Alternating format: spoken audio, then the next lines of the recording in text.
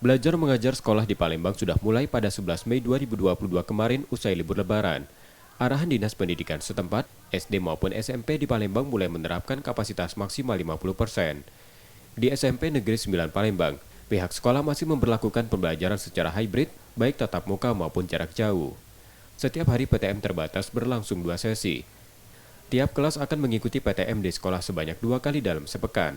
Di Palembang, pemberlakuan kapasitas 50% karena level PPKM masih pada level 3, serta vaksinasi siswa yang baru 65%.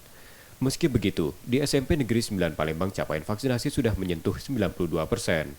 Masih ada sebagian kecil siswa belum divaksin karena alasan tertentu, seperti riwayat penyakit dan orang tua yang belum mengizinkan. Jadi karena kita berada di PPKM level 3, maka pembelajaran itu hibrid.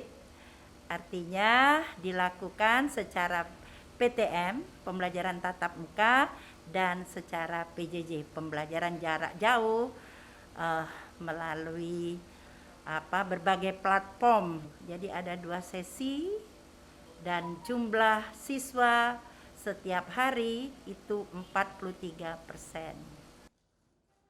Pemerintah Kota Palembang terus mendorong vaksinasi COVID-19 untuk siswa agar pembelajaran tatap muka bisa diikuti sepenuhnya seluruh siswa. M. Rizky Nurmizan, Kompas TV, Palembang, Sumatera Selatan.